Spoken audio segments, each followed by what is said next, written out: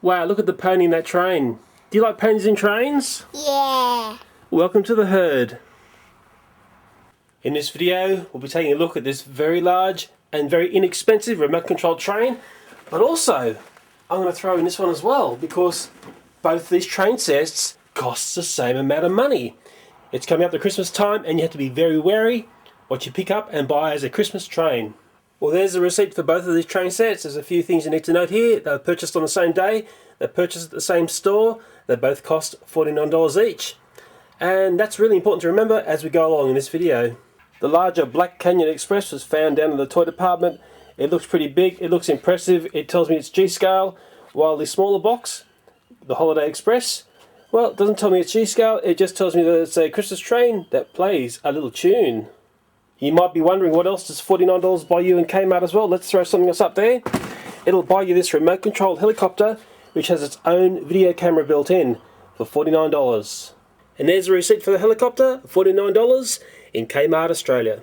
Well, I won't be looking at the helicopter in this video. I'll be concentrating on those two trains, but I want you to see three things that cost the same, all from the same shop. I think we'll kick off and inspect the Holiday Express. Well, it wouldn't be a video if we didn't have some sort of crazy unboxing shot. Always hard to get out. Out you come, my Christmas joy. Well, it's got all the classic hallmarks of being one of those really cheap and cheesy sort of trains that you see around Christmas time. This wagon here's musical. Looks like these two are just drag along cabooses. And there's some track here. And what's really unfortunate is this is not G-scale. It's actually a little bit wider than that Nuquita G-scale track that I've got. That's very unusual. Anyway, we'll pull it out and set it up. And a little bit of a trap for young players is they put the stray pieces of track on the back of the packaging so you could easily unbox this and miss those pieces of track. So be very careful if you have this train. I think the first thing to point out is the track is super flexible. That might help out if you've got a bit of an uneven surface that you're running this Christmas train on. There's the locomotive. Some of you may like the look of that and some of you may hate it. Personally, I think it's a little bit too much bling and glam going on there for me. So much so I'd rename this train the Liberace Express. The driver's cab's got a few details, but it's nothing to write home about. Now we're looking underneath at the undercarriage, and there's one of those pony wheels or truck wheels, whatever you want to call them, but it's at the front. Then there are three drive wheels. The middle wheel is flangeless, and this rear driving wheel has a traction tyre on each side. So there's a better look at those wheels. There's a flangeless one. I said the Nuquita train needed that, and there is the traction tyre on the back. And traction tyres play a very important role. They help the train keep traction on the track because this is a very light train and it would need these traction tyres. This toy comes courtesy of Gold Lock Toys. It's got the copyright of 2008, made in China. What is interesting is the way the batteries are done here. It's done on a block like that. There's 4 AA's there. Put them back in and we'll be ready to steam. Other thing to note, there's a forward and reverse. And obviously a very horrid sound chip. Attached to the engine is the tender, and it's got 2 AAA batteries which have a light feature which show up the presence, but I'll need to turn every light off for you to see that light feature. The carriages are very Christmassy and they feel pretty good. They've got a bit of suspension and the coupling system is nice as well. Okay, I've got the train on the track. It's filling up the whole table. Let's give this a spin.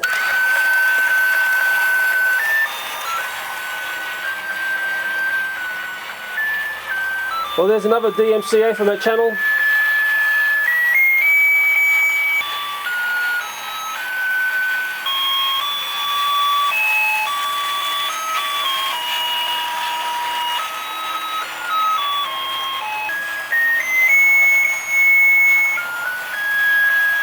That would drive you batty after a while.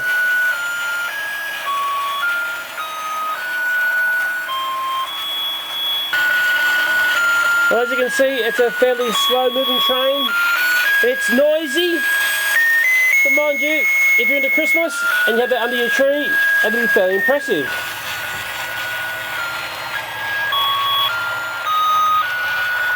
Well, I've turned the lights off to see what light features it's got. It's got a lantern at the front there, and those presents, they've got flashing lights, but you can barely see even with the lights out. Well, I've got all the lights out now, and the iris is wide open. And we can start to see that effect in the presence, but it's still very subtle. Okay, I think I've seen enough. I've certainly heard enough. Remembering this is $49 worth of Christmas train here. Let's take a look at the Black Canyon Express and see what we get for our money.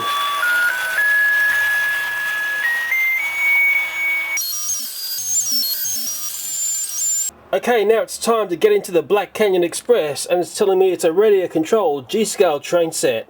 You know, if I wonder when I lay in bed at night, who was the first person who did the first unboxing video on YouTube? I can tell you one thing, it wasn't me. You know what, guys, on first appraisal, this actually doesn't look too bad. Considering I looked at a very inexpensive G-scale train recently, this doesn't look that far behind that Nuquita set. On a closer inspection, I can see that it hasn't got the standout detailing that I saw in the Nuquita set. Mind you, that Nuquita set was $200. This was only $49. That's what you got to remember here, guys. We've just looked at that Christmas train. This is the same price as that Christmas train, and if anyone was into trains, they'd be pretty impressed with this. It certainly looks pretty good to me. And where I live, we call this a brake van, but I think in the USA they call it a caboose. Well, first up, let's look at the track. It's plastic. It's fairly flexible, not as flexible as that previous Christmas train. This is G-scale, and it does look like the same size as my Nuquita track, although the coupling system between the tracks is different. Don't you hate it when things just don't marry up from different sets?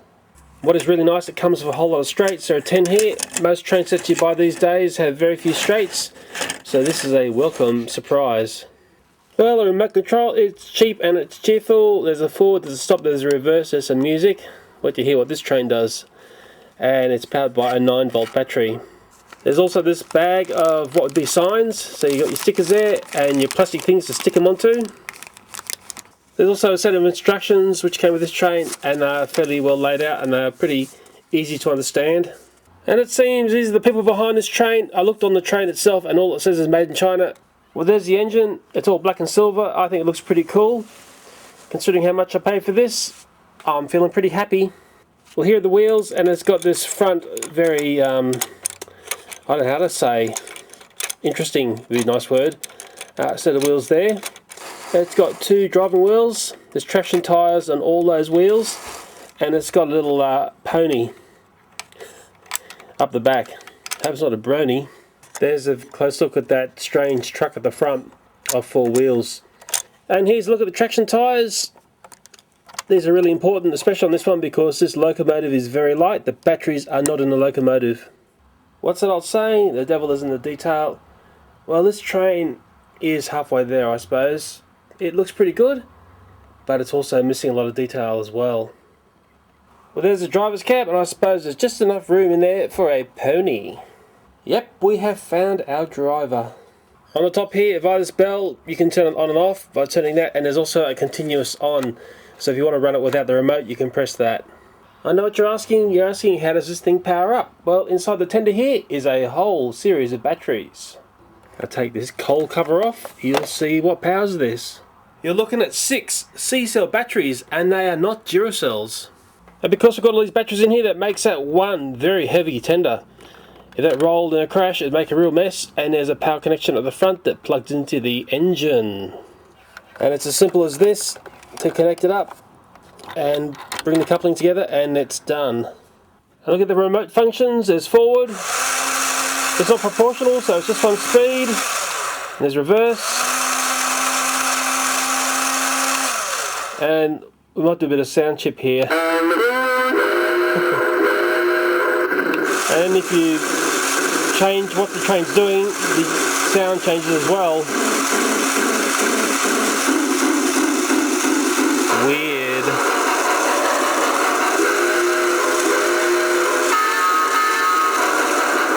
Oh dear. I think you've got the gist of that. I've heard enough myself. Now, is it just me, or has this train got the derpy wheels? Let's be reminded of the detail in that Nuquita LGB ripoff versus the Black Canyon Express. Maybe the rail fans can explain to me why the Black Canyon Express seems smaller and out of scale compared to that Nuquita one, which is that German train at the back. Okay, let's give the Black Canyon Express a run!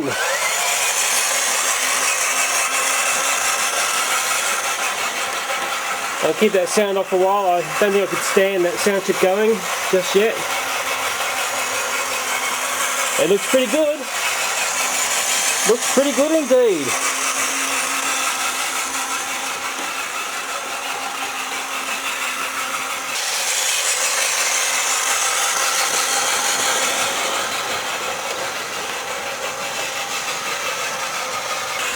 Just do some remote work, stop, and go back. Stop, and go forward. Let's hear that music.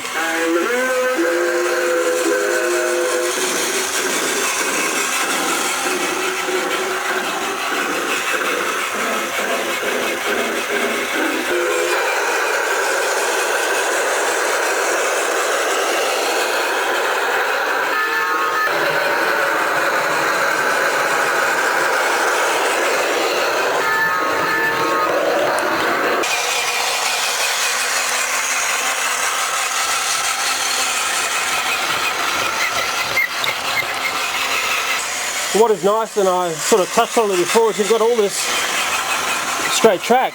So you're only seeing a part of what you can achieve here. It'd actually be a fairly sizable layout if I had all that straight added in as well. Now remember guys, what you see here costs the same as that little Christmas train that we looked at. That's sort of what this video is about. Be very wary of those Christmas trains. And you know what, the wagons on this train, I think they look great. They're not overly detailed, but they're not poorly detailed either. It's just the right mix, I think. As I hear this train going around, it's sounding a little bit squeaky. You can probably do with a good dose of silicone spray and it'll run a whole lot smoother. So there it is guys, it's quite impressive what I paid, and it is called the Black Canyon Express.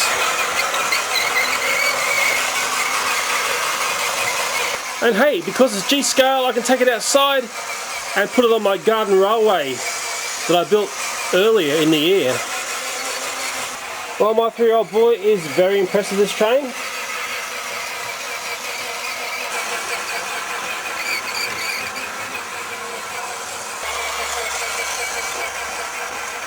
He's learned pretty fast how to make it go. Let's go, go. Yeah.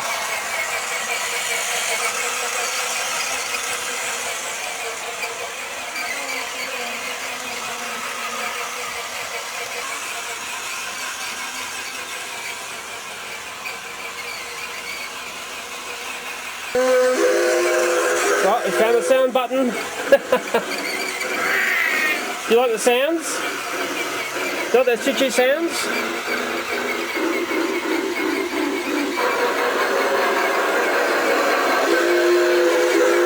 Whoa, those sound buttons are wild.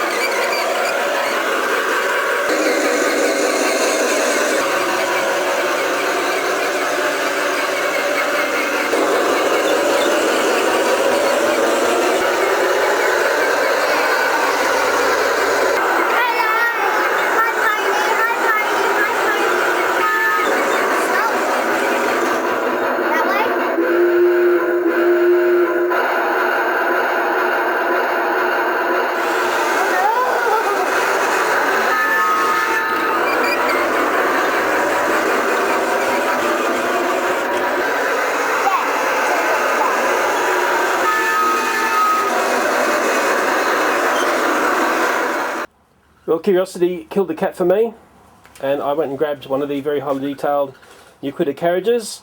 The coupling is slightly different. One's an overlatching type, the other one's underlatching. Bit of Velcro in there, hopefully we'll save the day. Let's give it a spin. Let's go. Yeah.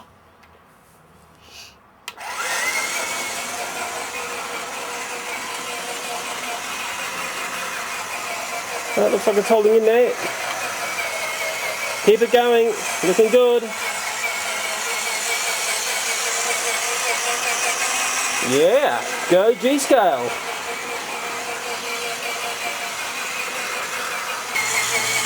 Well, it's been running around for about 20 minutes now. I think those batteries are starting to get a little bit tired, although I'd expect that. It's doing a fair bit of work. I don't think the batteries were that fresh when I put them in, they'd been used before. It's the sort of train you probably want to go out and buy some rechargeable C-cell batteries, because I think you'd be chewing through some batteries if you didn't have rechargeable ones. And I'm pretty impressed with this train, I've got to admit. My son's obviously impressed. And we'll probably leave it at that. Maybe another day I'll take it outside and put it on the plastic garden railway I've got outside.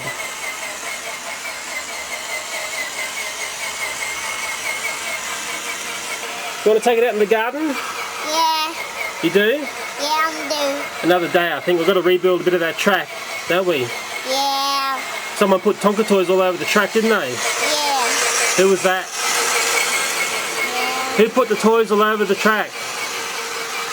Yeah. Was it you?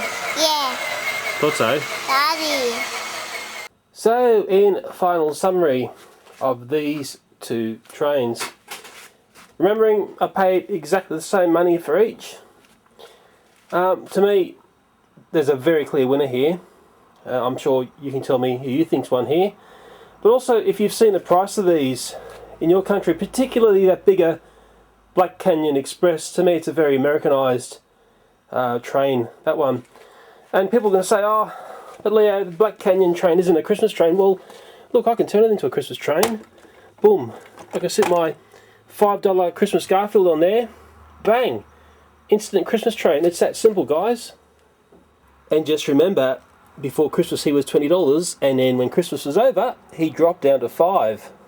It begs a question, will the Holiday Express expire its price once Christmas is over? Personally, for my $49, I feel like I've got great value there. But to me, that feels more like a $20 train. I'm sorry to say, it doesn't feel like a $49 train to me. And I don't know if you remember, but last year I looked at a Limax Christmas train, and I've got a funny feeling it was $49 as well. I purchased it from Aldi.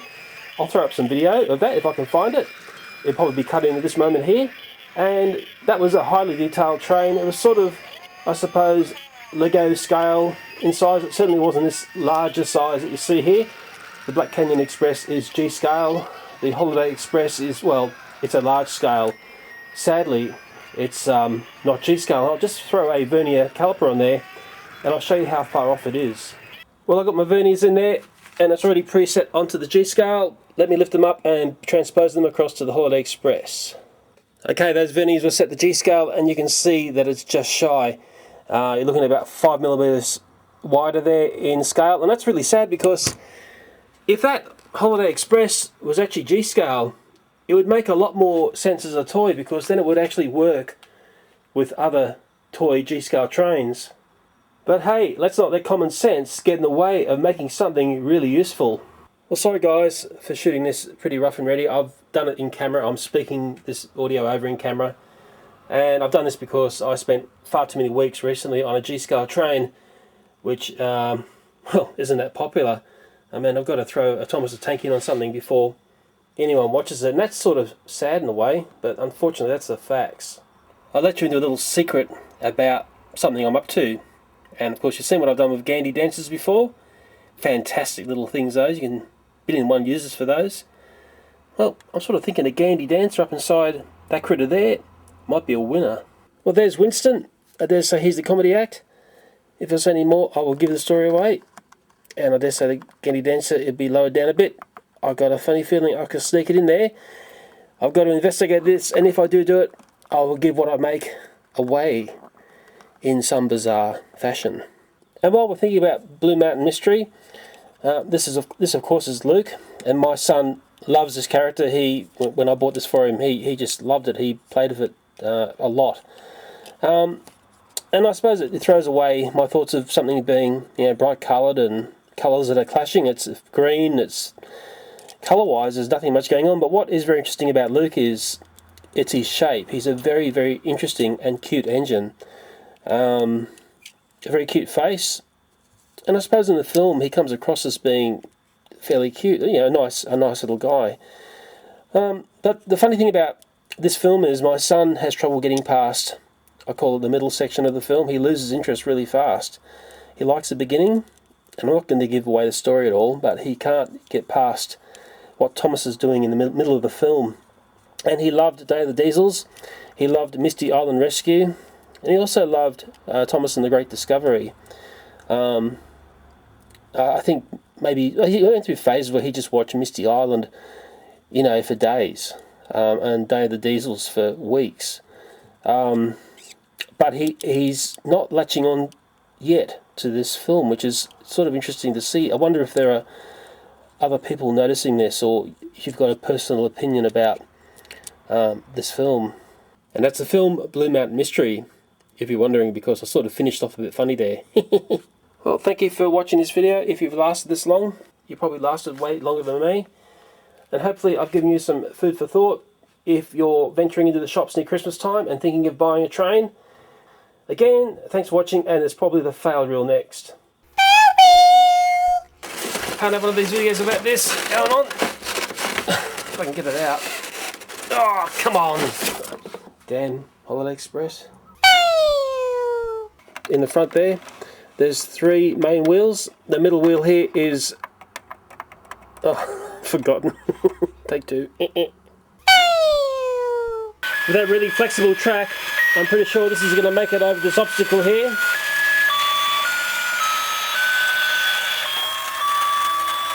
Fail. If it wasn't for the height difference, it would be perfect. Let's give this a spin. You ready to go? Yeah. Let's go. Uh-oh, that's a fail.